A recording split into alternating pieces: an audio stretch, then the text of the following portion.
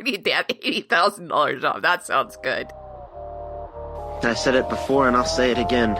Life moves pretty fast. You don't stop and look around once in a while, you could miss it. Never fear change. Life is too short for fear. Chase what is desired. I can do this all day. Would you mind identifying what you are?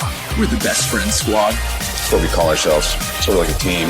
Welcome to the rodeo. Ladies and gentlemen, please sit back, relax, and enjoy the ride. This is the way. I have spoken. Welcome to the Skiffy and Fanty Show. Will 2020 finally bring the Skiffy and Fanty R&B album that you've always wanted? No, it will not. I'm Sean. I'm Jen.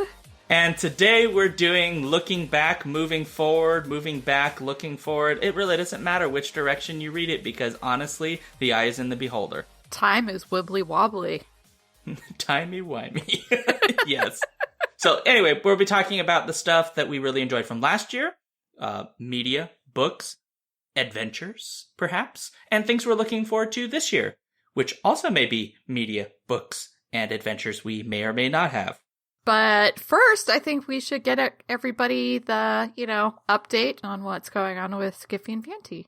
Because that's one of the things that's happening in 2020. Yeah, so Jen's an asshole and has unilaterally decided, sort of like, I don't know, like maybe whoever assassinated Franz Ferdinand. In a very similar fashion, Jen has made a decision that we're just not going to be making any podcasts all year. Yeah, this is actually the last episode of the year. Yeah, we're not doing anything. And if we do, I am to be shot in the back. I wouldn't shoot you in the back. I would stab you straight in the eye.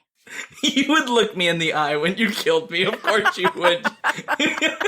You're not a sneaky murderer. You're just straight up to the face. Exactly. But that's not what we're really doing. Although there are some pretty big changes. And I'm going to start out by saying there's this thing called burnout. Is that real? I mean, the Mayo Clinic says that it's real.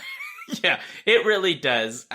So if you ever go to the Mayo Clinic's job burnout page and there's a list of questions that are on there, Jen and I by ourselves on our own went through that list and went, oh, well, almost all of these apply. Yes.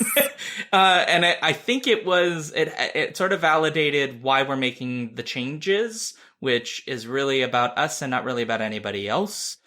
Which is things are going to contract a little bit this year, yes. And we're going to be doing some soul searching.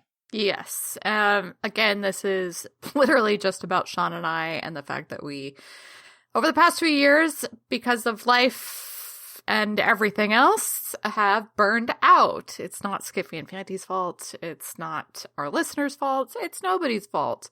We love all of our team members. We love our fans. But we also love ourselves. And ourselves are, choking in misery. No, I'm kidding. We're not really. We just have a lot going that on. Bad. It's not that bad. That makes it seem like, oh my God.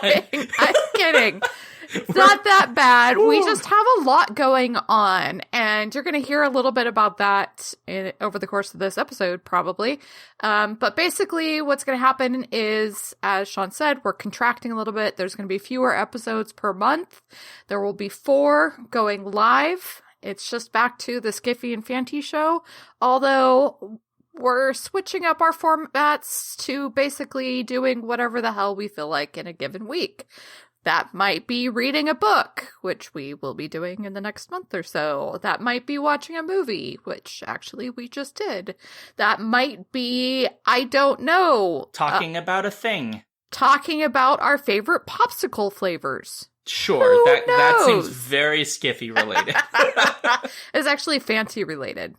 That's a fair point, yeah. Yeah, Frozen, after all. Yeah. Exactly. Frozen 3, the popsicle escapades. You will still be hearing from some of the other members of the Skiffy and Fanty team over the course of the year, but they will be taking a sort of reduced role overall, basically just because our schedules, Sean and I, are much more hectic than they used to be, and this is just kind of allowing us to streamline things and reduce sort of our total workload. So look forward to that, or don't look forward to that. That's up to you. You might hate us. officially after this announcement. That's I don't think so. Your prerogative, I guess, and I hope you stick around. We will be making this announcement also over on our Patreon, and if you want to like support us keeping this up despite burnout, maybe go over to patreon.com/SkiffyandFanty. There's some new things over there that you can go check out yourself. But in the meantime, we do hope that you stick around to see what we have going for us. We just I am responsible for everything. Everything is my fault. We have different reasons for why we're where we are, and they're not connected necessarily to anything that we share. And the podcast is, I would say, like, the podcast is suffering because of the reasons why we have burnout. Yeah. And that's making us want to reevaluate why we do this, not because we don't think the podcast matters in some way, but because we need it to have different meaning for ourselves. Exactly. And so it needs to be more, I don't know, we're just like Torture Cinema is still going to be Torture Cinema. Yep. We're just doing fewer episodes. We're probably going to play around more. Yep. And do less of we need to do X, Y, and Z at A, B, and C times and do this and this, and we got to cover this and we got to do this because we need this, like, basically the way I've been telling people is we are, instead of thinking about a big grand mission of like some big infamous goal of where we want the podcast to end up, that is, I would largely say market oriented. We're thinking more of a big old mission that is more personal oriented. And that will involve some of the crew, that they're not just disappearing. It just means there's going to be a different focus for how we do things. We're still going to do probably some of the stuff you're used to. There's probably going to be a lot more squee. I think that's going to end up happening. It's probably like we're doing another Mandalorian episode. It's just going to be literally an hour of Jen talking about Yodito. Yeah. So I think you can expect that, and you might see more conversation about things, us playing around with formats, maybe doing something we've never done before, having a little bit more fun, thinking about why we want to do a podcast, especially given that this is our 10th year. Yeah. Oh my goodness. You forgot to mention that. This is our 10th year. Whoa. Yeah, this year marks the 10-year anniversary of this podcast. We didn't plan it that this would be the year we'd make changes, but I guess after 10 years you do make adjustments. Yeah, I think you gotta sometimes. I think folks are going to appreciate it. I don't think it's going to, it sounds, I think we're mostly just worried that you all hate us. I know. Please don't hate us, because we love you. Maybe you already hate us. I don't know why you're even listening to this podcast. Yeah, because they keep nominating us for stuff, and it's just because they despise our guts. Despise our guts, exactly. So, we love you all. Yeah, that's kind of it. But do support us on Patreon, patreon.com/SkiffyandFanty. You know, that does help us. It also gives you like a nice outlet to talk to us about things that you like, instead of, sending us just a straight email, which sometimes they can get kind of lost in the mix. Yeah, never send us emails. They always get lost in the mix. Tweets, however, are pretty good. That's a good, all of that. Yeah. Those we can handle. We can't handle anything, Jen. No, we are really a mess. Can't. We are a hot mess, y'all. Hot mess. Yeah. So anyway, that's kind of what's going on. It's really not it sounds more scary when Jen talks about it than it probably actually is. Doom! Some of you have been around since 8 years ago when Jen more or less sort of took over in Adam's role. I took over 10 years ago. You know that, right? Yeah, no, I literally was did. Adam. No, in the very beginning, I don't recognize those episodes. They're not real. 10 years ago. 10 years ago, I even have my anniversary date. We will be dropping an episode. And it is this year. So, suck it, Duke. 10 years. Maybe we should quit, because I don't know if I want to do this for any more time with you. Oh. But, some folks have been here really pretty close to the beginning, right? Yeah. And it's not going to be a big change for them. It just means that there won't be 19,000 episodes in a month. Yeah, and I should have seen this coming when a couple years ago we did a whole survey and someone was like, "You're diluting your brand." And I don't necessarily agree that we were diluting our brand, but what I will say is we were diluting our ability to function. Yep. That's really what it comes down to. I think it's just personal. We just need to like think about what we can reasonably do as ourselves. Like, we're like the only podcast in which there's basically one editor at the moment that it does as much content as we do. Yeah, we're idiots. Like, I mean, other than like a professional podcast where that person's like being paid like, $80,000 or whatever. And they're probably making like $9 an hour, but whatever. Dude, where is that job? They don't exist, Jen. God, I need that $80,000 job. That sounds good. That would be nice. I don't know. It is what it is. It's going to be a change, and there's just going to be, it's going to be a little different this year because we're going to be doing a lot more of trying to figure out ourselves. Yep. And trying our best to have fun while doing it. Yes. And now that we've said the same thing essentially on repeat 9 times for the past 10 minutes. I'm trying to make them not feel scared. Why don't we get into looking back, moving forward? Yay! Woo, So we had a woo. whole year. We were Hugo nominated again, finalists, which was nice. Thank you all. Oh my god, that should probably be our random thing that we're super excited I about. know. I forgot about it. Oh my god.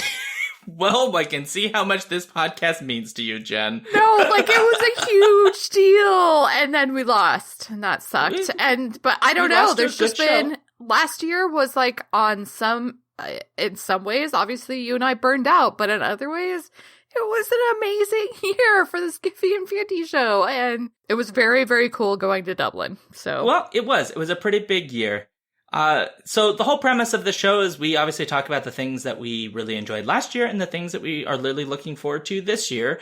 And kind of to get us started on that journey, Jen, we're going to start with our media picks. And let's start by going with what you really enjoyed from last year. What is your media pick from last year, Jen?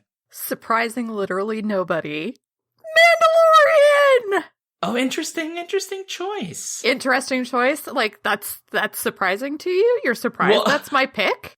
I wasn't going to pick it because if it was going to be my pick for next year when we do it for this year. Because it finished this year for season 1. No, season 1 technically finished last year.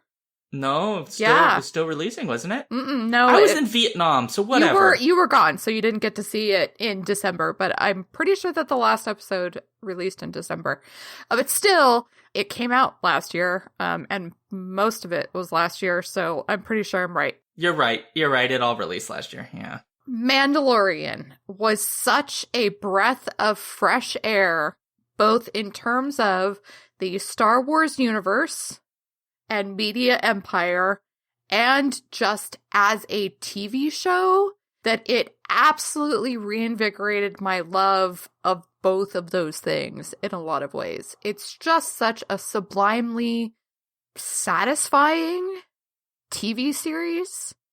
And obviously I'm super excited about season 2, but yeah, like it may have come at the very end of the year, and I saw a lot of TV shows last year, but it absolutely took all their places when it came out, and I was thinking about what was my favorite thing. So yeah, I have to go with The Mandalorian. It's a great piece of television, and it's a great piece of Star Wars.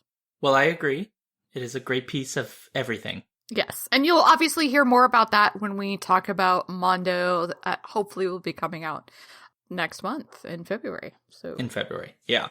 So, because we're talking about the rest of the series, because we did an impromptu episode on the first 3 episodes of The Mandalorian because Jen needed it. I needed it, but now we're gonna wrap that up because so much happened, and it's just we have It's to a talk about fantastic it, and show.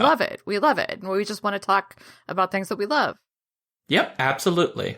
Well, I guess I'll go to my pick then. Yes, indeed, please. So I had not considered Mandalorian, and since I want to be different from you anyway, I won't just say The Mandalorian, even though I agree. And I hadn't considered it because I didn't realize until we literally just talked that technically it did in fact finish last year, and I just didn't get to it till 2020 What? because I was with a woman. That's so. okay. You can say season 4 of The Expanse. But I haven't got to season 4 of The Expanse because I just discovered The Expanse. Like, I knew it was there and people said it was good.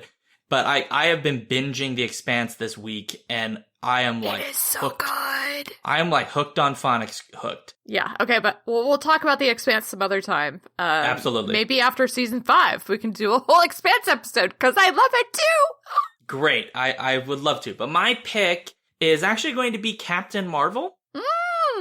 And and the reason for that it wasn't a perfect film. It had its flaws, and I think a lot of people talked a lot about what are the flaws of the film.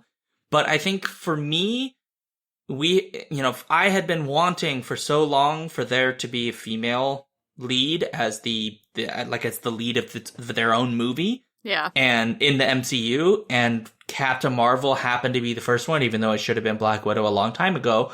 And I absolutely fucking love Captain Marvel, like, as a comic book character. So when that was announced, like, as close to peeing your pants squee as I could get, without, actually wetting myself. I absolutely adored Captain Marvel. I loved almost everything about it. The casting choices are great. Sam Jackson.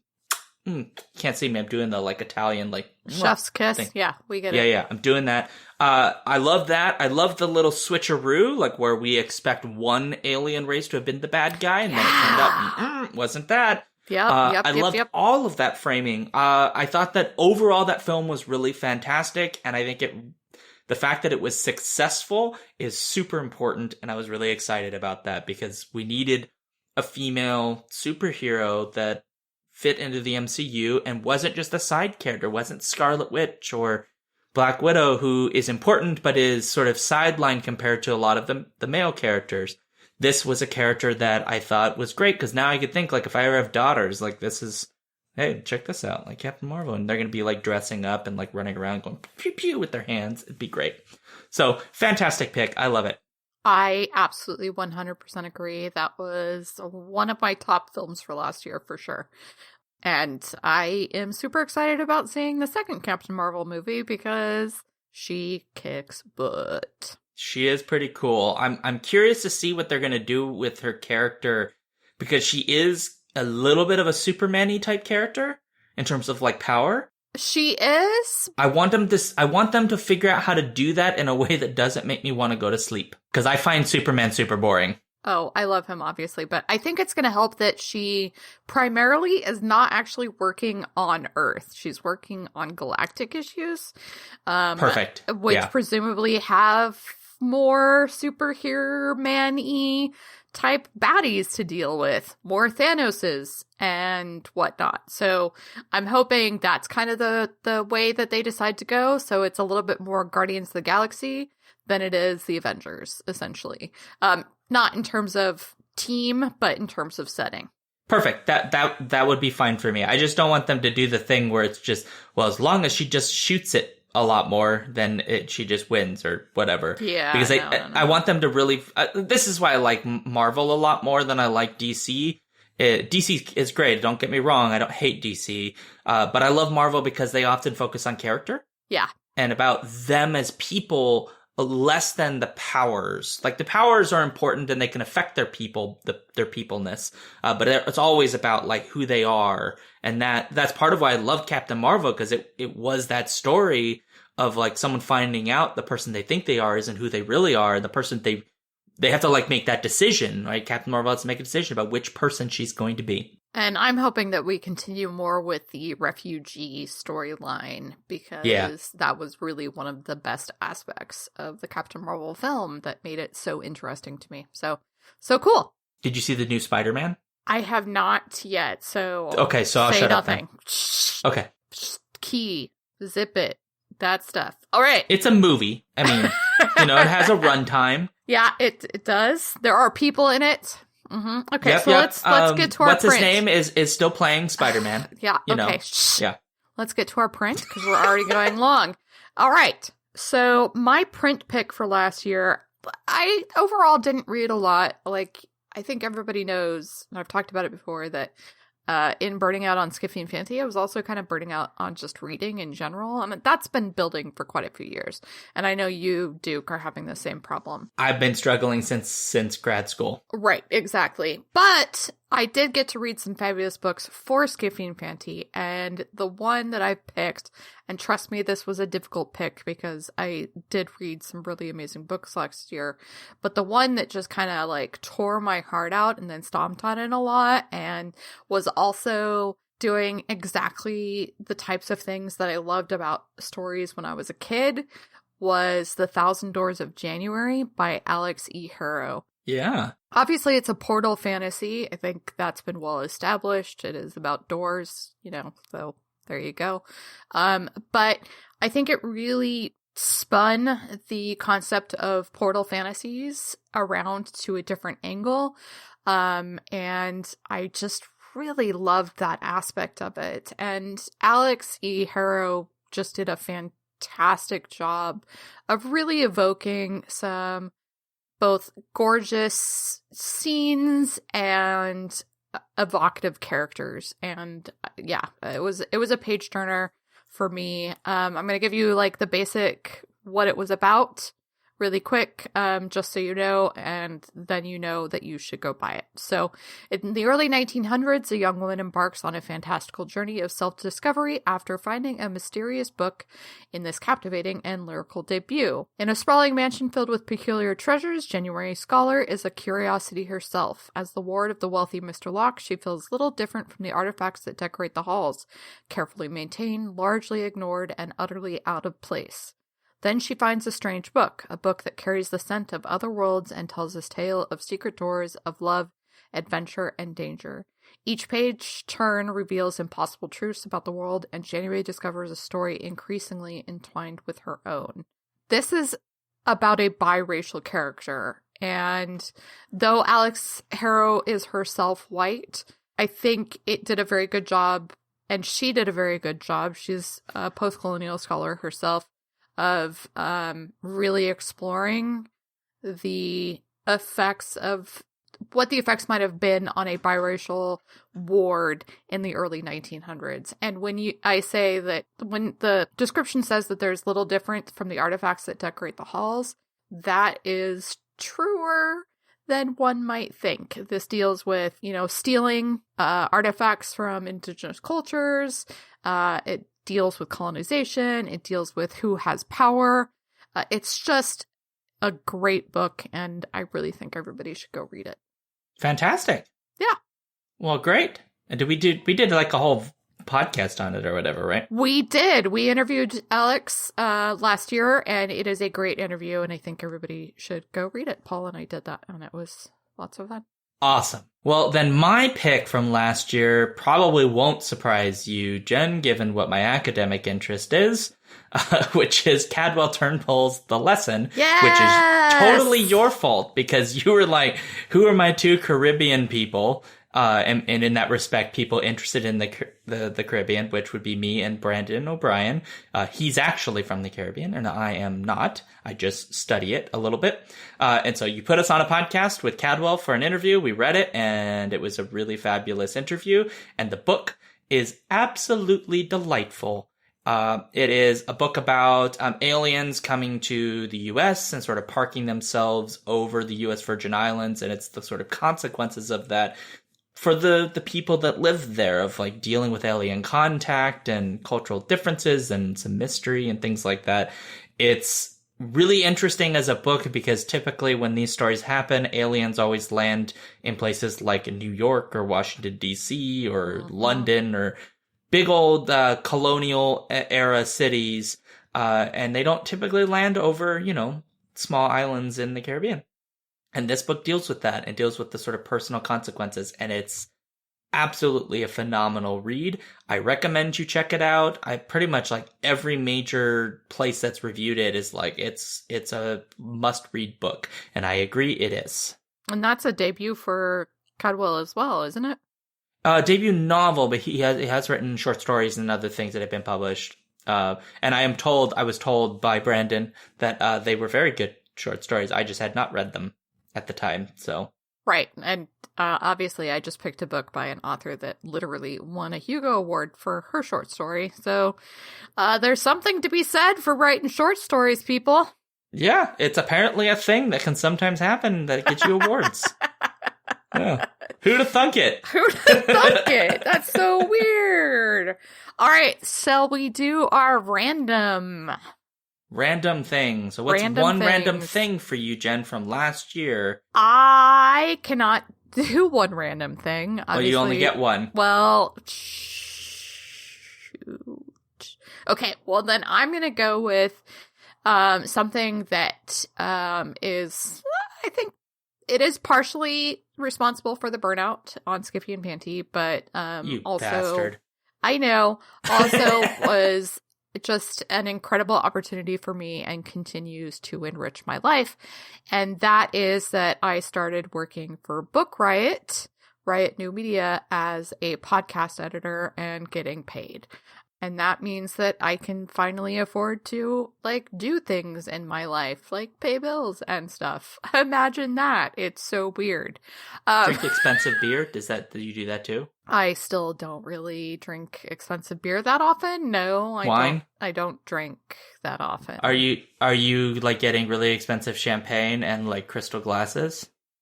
No, but Aldi has these adorable champagne sorbet thingies that are in little plastic, like champagne flutes, and then you eat the sorbet, and it's delicious. That's so adorable. That's the closest I get to champagne flutes. Perfect. So, but yeah, it's been a really rewarding experience. I'm learning a lot about editing, but it does mean that unfortunately I have less time to spend on things like Skippy and Fanty Show.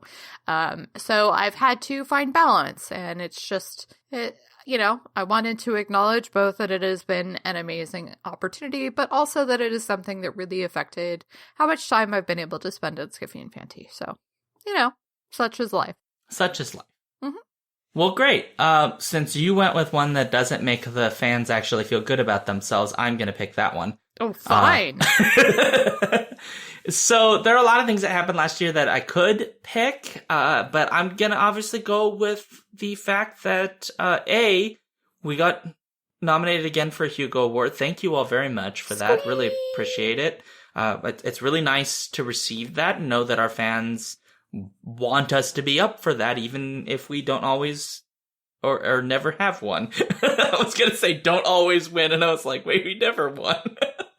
To be fair, it's only happened twice, because the other time we would have been up, we got bumped off by assholes.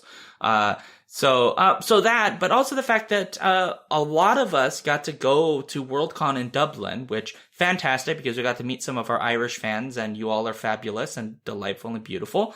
And we also got a number of the crew to hang out, and Linnea, on YouTube. And it was really cool to like get to see everybody. Like Jen and I hadn't seen each other in person in years up to that point. We hadn't. Oh my God. When did we meet before then? Had we?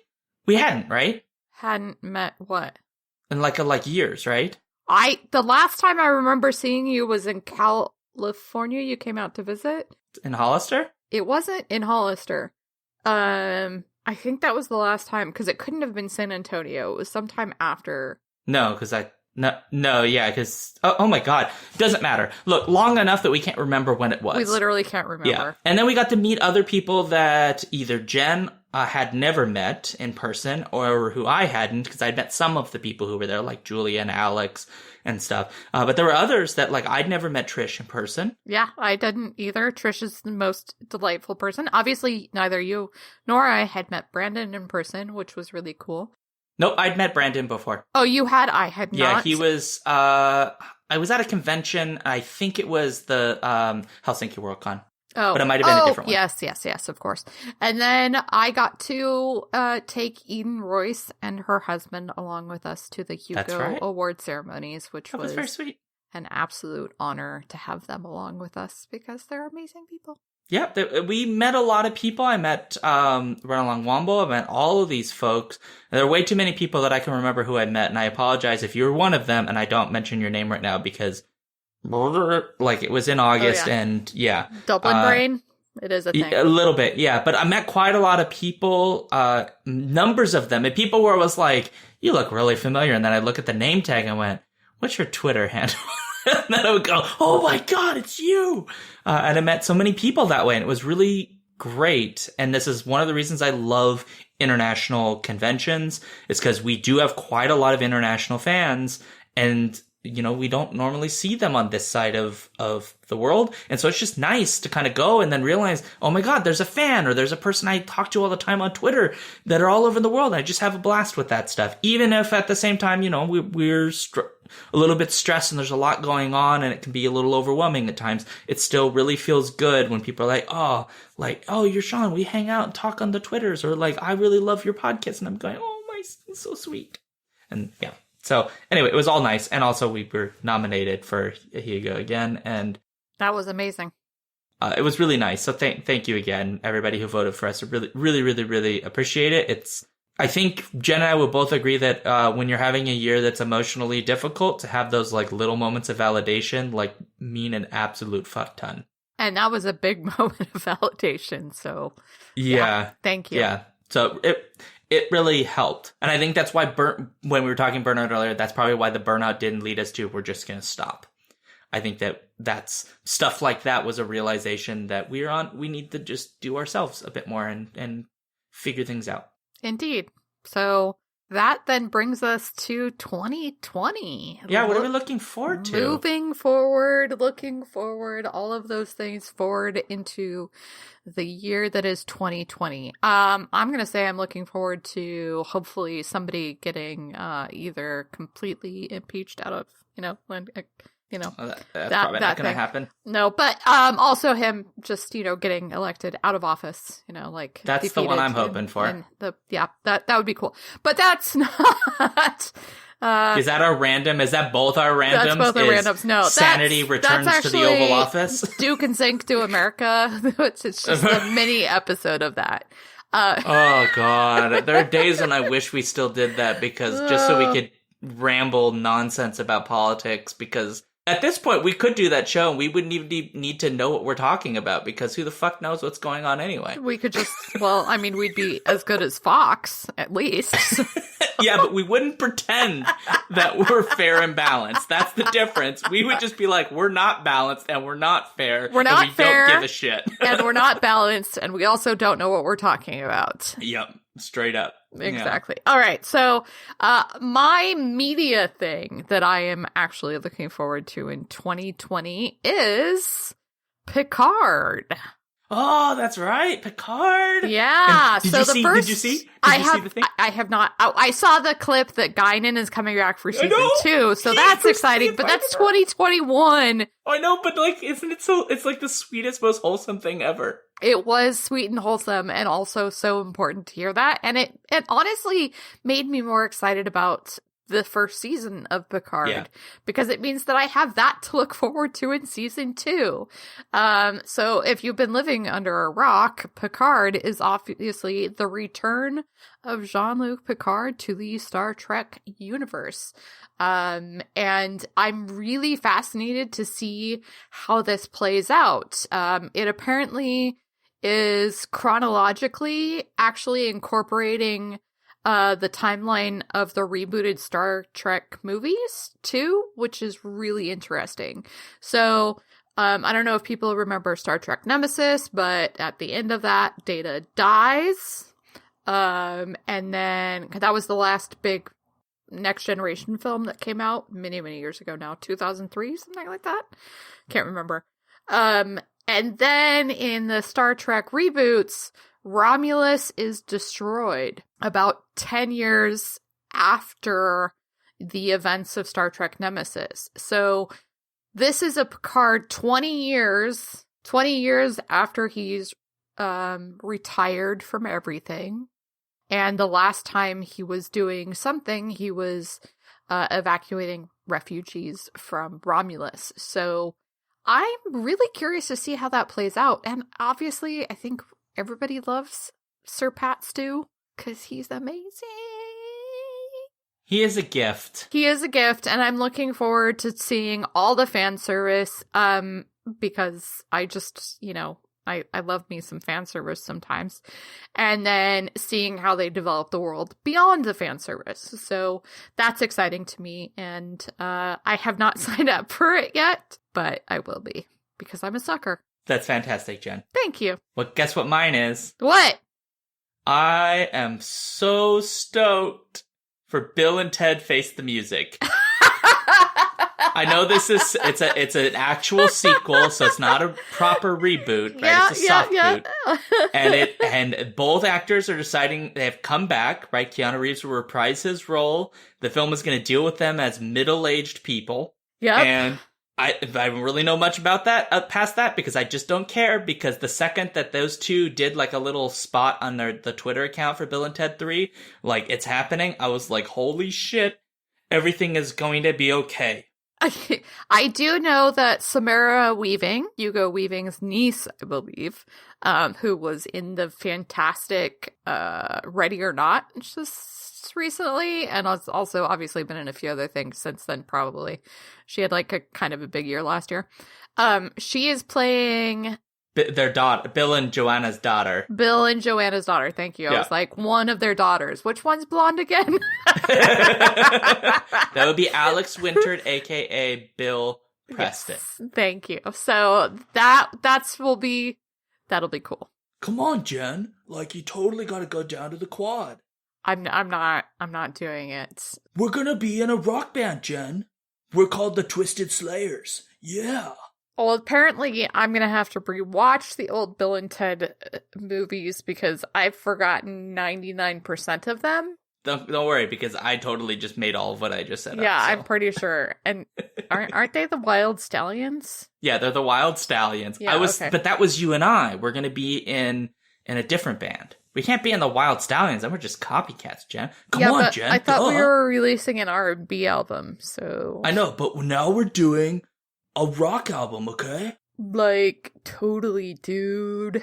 Like, it's gonna be Megalicious, yo. Yeah.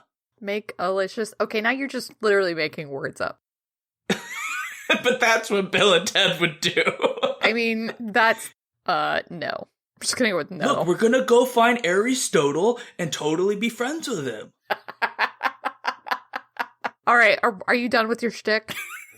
Sorry, I'm just so excited. I don't even care if it's good.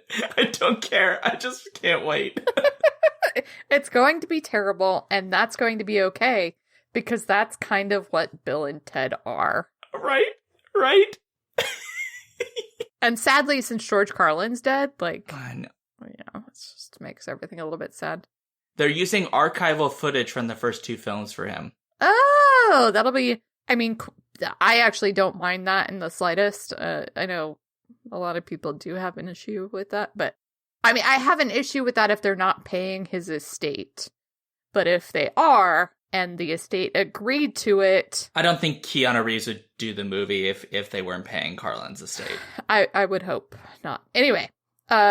shall we move on to... Yep. Move on to book. Book, what's your book? My book is Storm Song by C.L. Polk. This is the Kingston Cycle, Book 2. The first one was Witchmark, which was up for all kinds of rewards last year because it is absolutely amazing. So I'm going to give you like a brief overview of Witchmark because it was a really fascinating take on sort of urban fantasy, almost. So in an original world reminiscent of Edwardian England in the shadow of a world war, cabals of noble families use their unique magical gifts to control the fates of nations, while one young man seeks only to live a life of his own. So Miles Singer is a doctor that is dealing with patients who have various injuries and PTSD, which, you know, obviously after World War I, we were just calling shell shock. And in this book, I think they have a different name for it.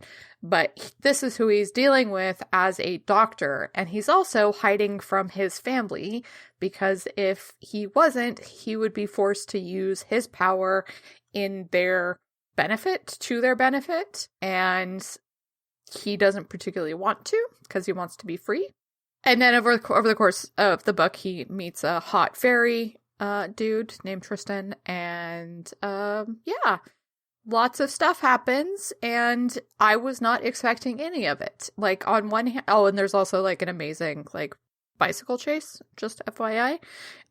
We interviewed C.L. Polk last year, I want to say, or in 2018, I can't remember which, but I really, really, really, really loved this book. It was absolutely refreshing and did things, like I said, that I was absolutely not expecting within the sort of expected framework of the type of story she seemed to be telling.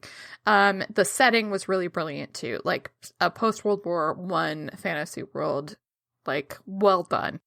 The second book that's coming out this year, Storm Song, follows his sister, the main character's sister, Dame Grace Hensley. So in the last book, I'm not going to spoil anything, but she was the one that he was kind of running from throughout the first book, because there's this whole thing where you're basically strapped to the most powerful person in your family, and they get to use your power, which is part of the reason that Miles in the last book was not cool with that.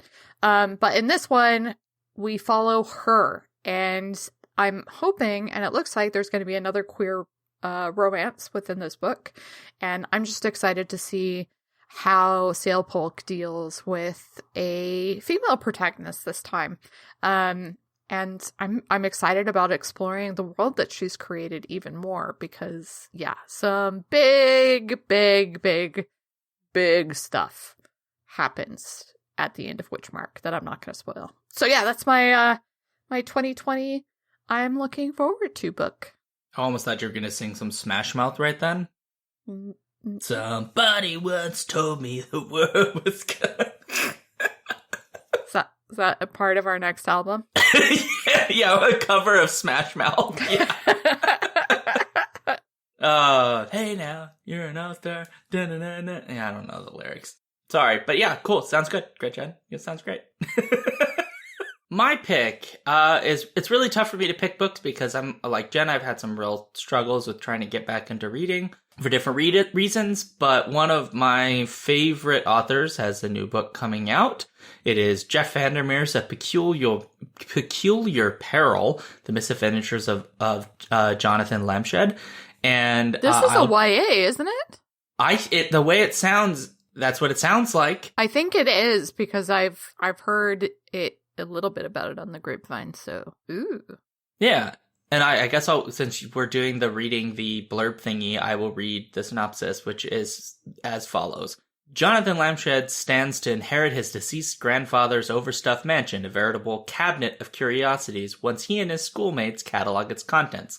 But the three soon discover that the house is filled with far more than just oddities. It holds clues linking to an alt-Earth called Aurora, where the notorious English occultist Aleister Crowley has stormed back to life on a magic-fueled rampage across a surreal, through-the-looking-glass version of Europe, replete with talking animals and vegetables.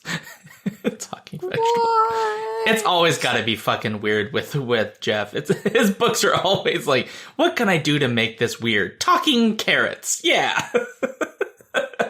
It's not over. I'm not done. Aleister Crowley coming back to life? I am digging this. In an alt-Earth. Yeah. And then swept into encounters with allies more unpredictable than enemies, Jonathan pieces together his destiny as a member of a secret society devoted to keeping our world separate from Aurora. But as the ground shifts and allegiances change with every step, he and his friends sink ever deeper into a deadly pursuit of the profound evil that is also chasing after them. Dun, dun, dun! Dun, dun, dun! Yeah, that's an appropriate ending to that. That sounds super exciting! And it's Jeff Vandermeer, so it'll be strange. It'll be probably full of some really interesting, like, environmental references, because he's always pulling, like, weird Florida shit into his books. Right. I've never actually read Jeff Vandermeer. Some of his stuff is like, it feels like you aren't on Earth until you realize he's just talking about Florida. Yeah. So his Southern Reach trilogy, which is one they turned the first book Annihilation into that film Annihilation with Natalie Portman and others. That book series is in a lot of ways inspired by the St. Mark's like conservation zone, or whatever the official title is, like a park. It's like a state park. I've been there. It's a beautiful area, but like when I talked to him about it, he was like, yeah, I was just like wandering around in like these trails, and like you just experience weird shit. Like one day there'd just be like a family of otters, and like they would just sit there and play while you like watch them do that. And then the other day some weird ass animal would like go across, and then there'd be like fucking weird birds. And then like he probably at some point was like, also the trees started talking to me, and then I started playing chess with an oak, and like, yeah. So it's just everything that, when you live in Florida, the natural world just gets even stranger, because Florida is where the earth, like all the rules of nature just stop functioning like normal. I was not aware of that, and Yep. I'm still not visiting Florida. It's actually really cool, but only if you go just for the visiting purpose. I don't necessarily think living there is a great idea for some people. I think some Right. people do great there. I think Obviously, if you really... the Vandermeers love it, so... Yeah, and they post lots of pictures on, Jeff Vandermeer does on his Twitter page of all of the like birds and stuff. He's really into his birds. He's got these beautiful birds in his backyard, wild birds, and it's really cool. Neat. So, yeah. But anyway, yeah, the book is going to be, it sounds like a lot of fun. And It does. yeah, so I recommend it. And I just recommend all of Jeff Vandermeer's work. His work is really exceptional. Well, maybe I will start with this one. Yeah, I think this will be a good entry for you because it does read like a YA. So. Yeah, I'm pretty sure it is his YA debut. Great. Then it'll be perfect for you because that's kind of like your jam. You've been reading a lot more YA and chapbooks and stuff, so. I have, because I don't know. They just they require less brain power and are also more interesting than a lot of adult fare these days. Sorry, adults. No insult to adult fiction. Except I just totally insulted adult fiction. I've read some chapbooks and stuff, and I was doing some stuff for the YouTube channel when we were doing that. And I found that probably for me it was just easier to escape because I'm not 9.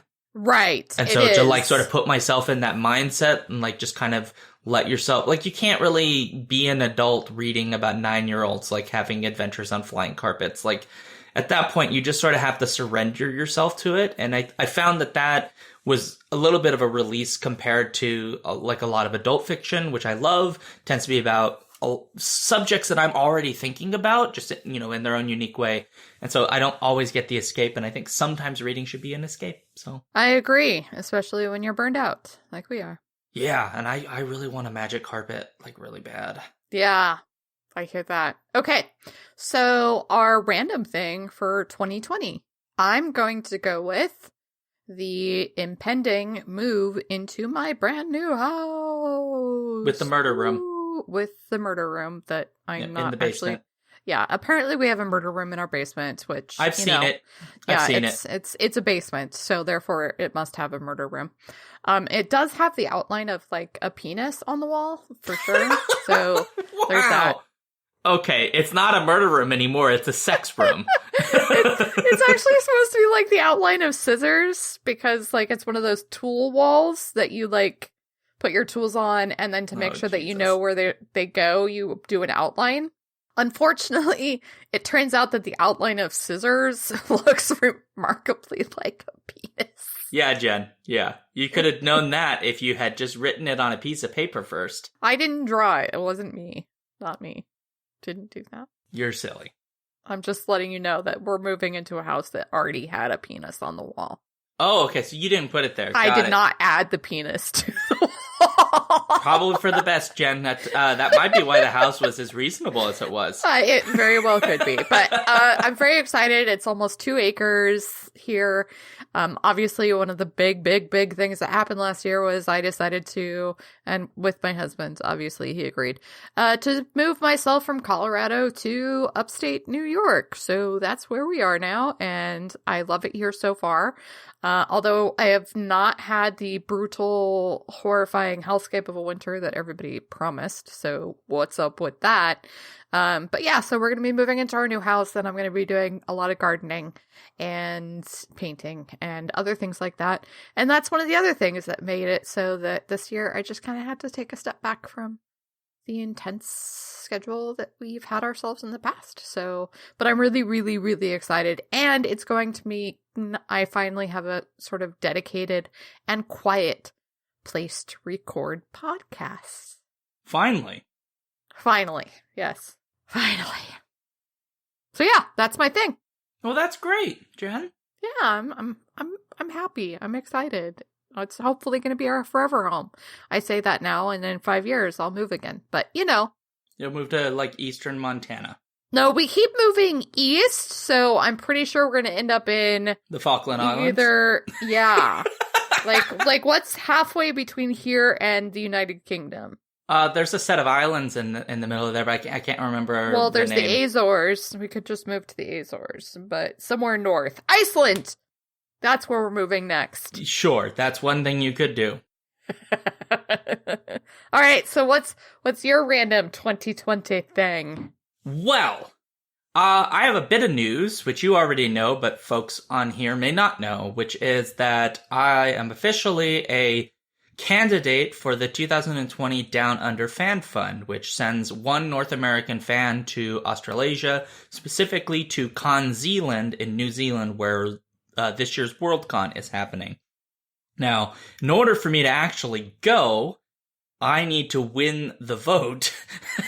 And so my thing is really a hopeful thing, which is that since I'm a candidate, I'd really like people to vote for me and donate $5 or more to Duff so that I can beat the people who have 5 times as many Twitter followers as I do. Yeah. Whoa. So all that information is really easy to find if you just go to downunderfanfund.wordpress.com. We'll also put a link directly to the Duff ballot in our show notes for this episode. I could use all the support. The only rules are you have to be a fan and donate at least $5 with your ballot. I did. There is ranked voting. So you know, if you like me the most or if you like me the least, you can put me first or last. I don't know why you would do me like that, but okay. I understand. But yeah, so there are a lot of other great folks, and so maybe if we just donate like $8 trillion, they'll just let all of us go. I doubt it, but that's a dream. But all the platforms are up on the document. I plan to actually make a bunch of podcasts and sort of keep building on those connections I made in the World SF Tour in 2014. I'd like to keep doing that and build deeper connections with, Kiwi and Aussie fans. And that's my goal. So you can read all about that. Yeah, I'm excited for you. I obviously voted for you because I love you. I was also one of your nominators because, I'm cool like that. Well, I expect all my nominators to vote for me. Well, I didn't have to. No, you didn't. You could have sabotaged me. Yeah. My hope is, there's basically no way I'm going to New Zealand for Worldcon this year because I have a girlfriend who also lives on the other side of the world, and financially I can't afford to do both. And that's true.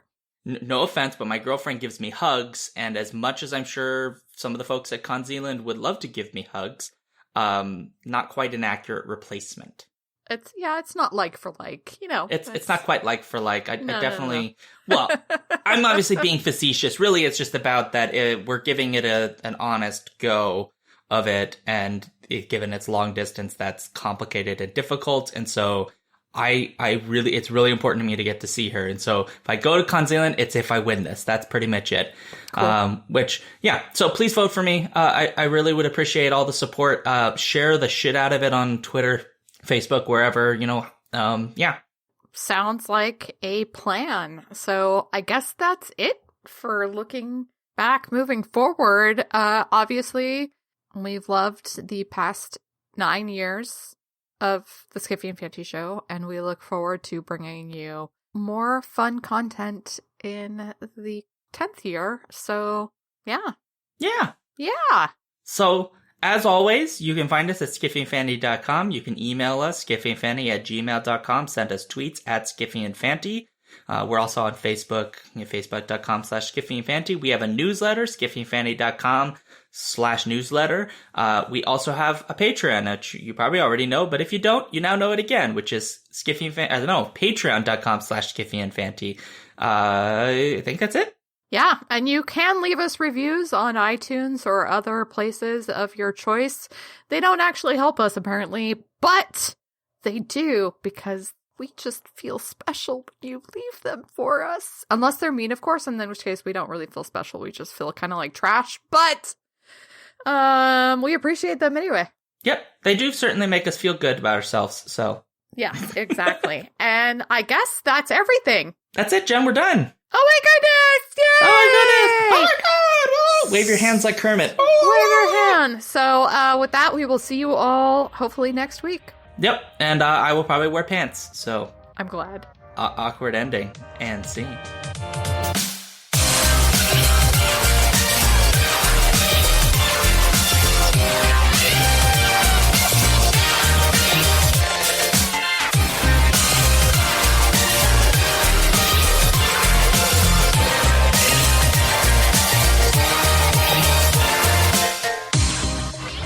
If you would like to support this podcast, you can do so at patreon.com/SkiffyandFanty. You can also find us on our website, skiffyandfanty.com, and on Twitter at skiffyandfanty.